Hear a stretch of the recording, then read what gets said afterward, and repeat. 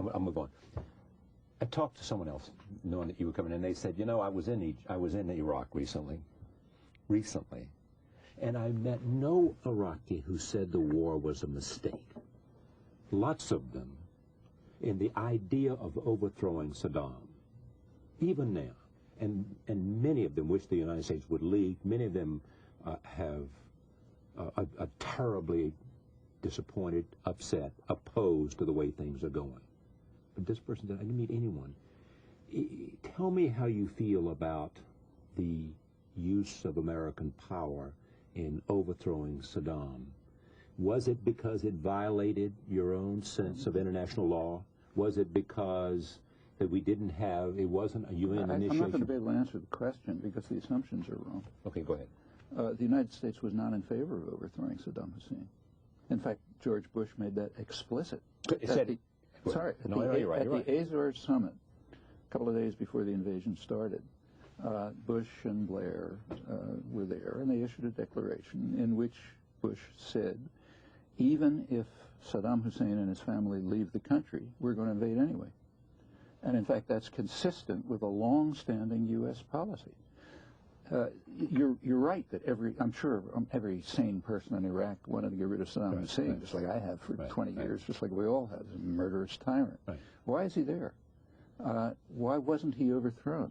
Or to ask another question, why do the majority of Iraqis, when Iraqis are we have the published polls, Iraqis are asked, who's your favorite foreign leader?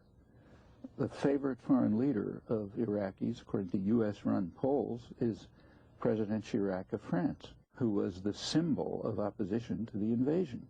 George Bush is far below, Blair even less below. Nevertheless, the same polls say, yeah, we're glad to get rid of Saddam Hussein. Well, if we want to think about this, we'll be able to figure out what's happening. Sure, they would like to get rid of Saddam Hussein. They would have liked to have gotten rid of him years ago. I mean, in 1991, they almost did get rid of him. But the U.S. supported Saddam so that he could crush the rebellion, which probably would have overthrown him. And we know why. Well, I'm not sure they supported him so that he could crush the rebellion. They effectively authorized him to crush the rebellion. I'm not sure that many people... but you got let's look back to the... At least let me make one point. Yeah. Is that, I mean, it clearly was a mistake in 1991. Well, was it a mistake? Sure it was. To allow him to crush the rebellion. Yes, I do too. Did George Bush think it was a mistake? No.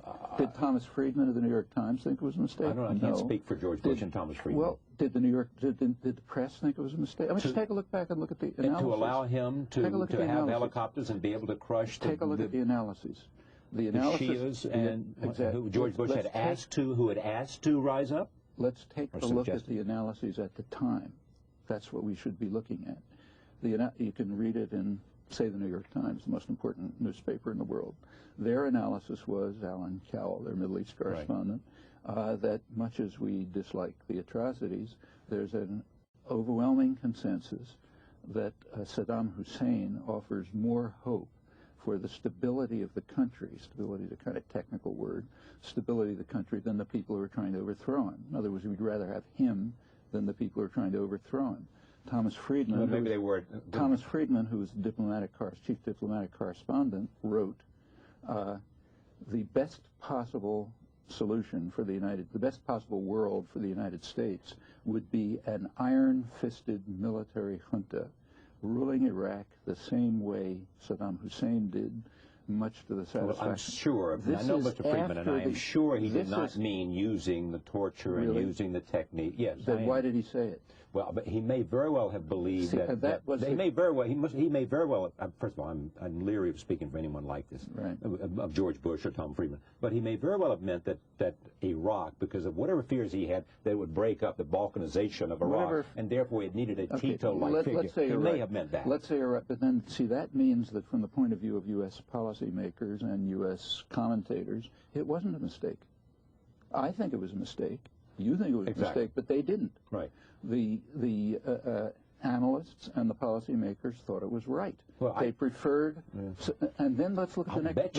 I bet you the neocons, who you find so much fault with there, did not think it was a mistake. Well, we don't know. The Wolfowitz of the world probably don't think it was a mistake. Well, let's take a look at the Wolfowitz. Not to overthrow Saddam, because they've been driven by overthrowing Saddam since 1991. You'll agree with that, won't you? No, I don't. That they haven't been driven by the notion? It's just too narrow a question. Let's take a look at the Wolfowitzes of the world. Okay. He has a record, right? Right. His record is, for example, strong support of General Suharto, who is exactly... When he served in Indonesia. And afterwards, up until 1997, a couple of months before Suharto was overthrown, he was still praising him. Suharto was a mass murderer, probably worse than Saddam Hussein. He came into power killing a couple 100,000 people. He ran a regime of vicious torture and oppression. He invaded East Timor, practically destroyed it. His torture and massacres were going on right to the end of his rule. Wolfowitz was praising him because of his contributions to the growth and development of Indonesia. At that time, Wolfowitz served as ambassador to Indonesia. This started when he was in the State Department with responsibility for Asia, Southeast Asia in particular.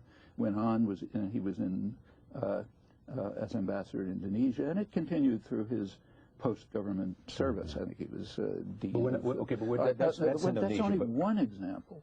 As under his watch, as State Department high official in the State Department with responsibility for Asia, the Reagan administration, under his watch, supported a whole range of murderous dictators, like Chun of South Korea.